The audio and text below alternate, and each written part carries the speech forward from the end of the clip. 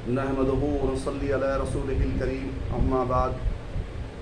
अस्सलामु अलैकुम व रहमतुल्लाहि व बरकातुहू। सामीन व नाज़रीन, मेरी वीडियो के देखने वाले,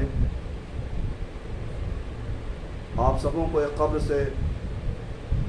के मुतालिक कुछ बातें करनी हैं जो अगले माह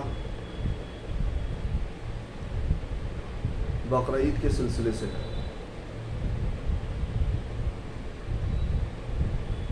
आपको पता है कि जब से इस्लाम आया है, बातिल की ताकतें इस्लाम को मिटाने के लिए, उसको दबाने के लिए, उसको ख़त्म करने के लिए हर कोशिश कर चुके हैं और हर दौर में बातिल ने मुंह की खाई है, औंधे मुंह गिरा है। इस बार भी एक हाकिम बातिल ने एक फरमान जारी किया है कुर्बानी के मुतालिक से, ताकि आप अपने मजहबी फरीज़ा को अंजाम ना दे सकें, या अंजाम दें तो बहुत मुश्किलों का सामना आपको करना पड़ेगा। लेकिन बातिल ये भूल जाता है कि हम वही कौम हैं, जब 313 थे तो हमने हज़ारों के लश्कर को हराया था। हमने जंग खैबर में यहूदियों को हराया था, जंग खंदक में हमने हराया है, हर बार हराया है, हर बार हराएंगे, क्योंकि हम ईमान वाले हैं, मोमिन हैं, मुसलमान हैं। अब ये जो बातिल की ताकतें हैं मौजूदा दौर में, जो हमारे मुल्क में हुक्मरान हैं, वो अपने आप को फ़िरौन से कम नहीं समझ रहे, अपने आप को खुदा से कम नहीं समझ रहे। उन्हें पता नहीं है कि जिस दिन अल्लाह ताला ने एक नस उनकी दबा दी तो उनकी जो टट्टी और पेशाब है ना, वो बिस्तर पे भी निकलना बंद हो जाएगा। चलिए असल मुद्दे की तरफ आते हैं। आपने सोशल मीडिया पर और कई न्यूज़ जो चैनल हैं, पल पल और दूसरे जो हैं न्यूज़ नेशन वगैरह, इन्होंने दिखाया है कि कुर्बानी के लिए एक सरकार की तरफ से एक अहम बहुत सारे कंडीशंस के साथ आपको कुर्बानी की जो फर्ज़ा है अंजाम देने के लिए उन्होंने बहुत सारी चीज़ें उस पर लगाई हैं, पाबंदियाँ लगाई हैं कि साहब आप खुले में नहीं कर सकते, घर में भी नहीं कर सकते। जैसे घर हमारा नहीं, इनके बाप का है। और सिर्फ बूचड़ खाने जो होंगे वहाँ पर होंगे। अब बूचड़ खाने में कितनी भीड़ हो जाएगी आप सोच सकते हैं।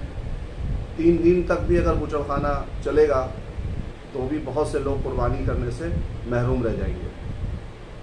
फिर गोश्त के लाने और ले जाने में उसमें दंगा होगा, बहुत सारे आ जाएंगे आतंकवादी जो हैं, हिंदू आतंकवादी के साथ ये गोश्त लेके जा रहा है, ये लेके जा रहा है और वो लेके जा रहा है।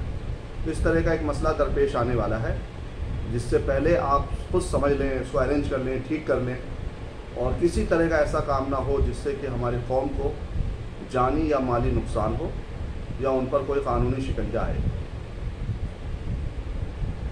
अगर आप समझकर आपस में मिल्लत में बैठ करके और मशवरे के साथ काम करेंगे तो इंशाअल्लाह ताला ये बातिल की जो ताकतें हैं ना, ये मुँह ताकती रह जाएंगी। आज भी हो अगर इब्राहिम सा ईमा पैदा, तो आग कर सकती है अंदाज़ गुलिस्तां पैदा। और मेरी एक अपील है आप लोगों से कि जो कुर्बानी का जो चमड़ा है, आप बराए मेहरबानी किसी मदरसे को ना दें। आप उन कुर्बानी के चमड़ों को ज़मीन दोस्त कर दें और उसका जो पैसा बनता है उससे 10-20 रुपये ऊपर करके आप मदरसों को दे दें, ताकि उनकी जो माली इमदाद होती है वो उससे महरूम ना रहें, उनका भी काम चलता रहे। लेकिन हमें चमड़ा इस बार नहीं बेचना है। जो खाल है वो हमें बेचना ही नहीं है किसी भी हाल में, क्योंकि इन्होंने हमारे ऊपर रख करके, हमारे ऊपर इतनी पाबंदियां लगा करके, हमारी ज़िंदगियों को तंग करके बहुत माल कमा रहे हैं। हमसे 20 रुपये, 25 रुपये और 40 रुपये का ये खाल ले करके और ये 100-100, 200 रुपये का आगे बेचते हैं, फिर से तरह तरह की चीज़ें बनाते हैं। اور اس سے کروڑوں اور اربوں روپے کماتے ہیں، اور پھر ہم پر ہی الزام لگاتے ہیں کہ ہم جانوروں کو مارنے والے ہیں۔ میں تو یہ چاہتا ہوں کہ پورے ہندوستان کے مسلمان قربانی کریں اور ایک بھی کھال باہر نہ جائے۔ زیادہ سے زیادہ کیا ہوگا بھائی؟ جوتے مہنگے ہو جائیں گے، ہم لیدر کے جوتے ہی نہیں پہنیں گے، بہت سارے اس کی جگہ پر دوسرے وہ آ گئے ہیں، مٹیریلس کے جوتے آتے ہیں۔ تو مال ہم ان کو چیزیں دیتے ہیں، را مٹیریل ہم ان کو دیتے ہیں، مہیا کراتے ہیں ایک دم کوڑی کے بھاؤ، اور ہم پر ہی الزام لگاتا ہے، ہماری سانسوں پر پیرا لگایا جاتا ہے، ہماری عبادت گاہوں پر قبضہ کیا جاتا ہے، اور ہم کب تک خاموش رہیں بھائی؟ اس لیے میری آپ سے ہمدردانہ اپیل ہے، آپ کو میری بات اگر سمجھ میں آئے تو آپ اس کو شیئر کریں، لائک کریں، سبسکرائب کریں، اور زیادہ سے زیادہ لوگوں تک پہنچائیں۔ میرا مقصد چینل پر پیسہ کمانا نہیں ہے، میرا مقصد ہے کہ میں زندگی کے اس دور میں ہوں جہاں پر سے ڈھلان شروع ہو جاتی ہے زندگی کی، اور قبر کی طرف آدمی بڑا تیزی سے لپک رہا ہوتا ہے۔ ایک جلتا ہوا شمع ہوں، جب تک میں جلوں میری روشنی لوگوں تک پہنچتی رہے، اور جب میں بجھ جاؤں تو کوئی دوسری شمع کھڑی ہو جائے اور پھر اس کو آگے بڑھائے۔ یہی میری خواہش ہے، یہی میرا مقصد ہے، اور میں اللہ سے دعا کرتا ہوں کہ تمام اہل وطن پر، محبان وطن پر، اور خصوصاً ہمارے مسلمان بھائیوں پر اللہ تعالیٰ رحم کا اور عافیت کا، خیر کا اور معاملہ فرمائے، اور یہ ہمارا تہوار خیر و عافیت کے ساتھ گزرے۔ انشاءاللہ تعالیٰ اگلی ویڈیو کے ساتھ پھر حاضر ہوں گا۔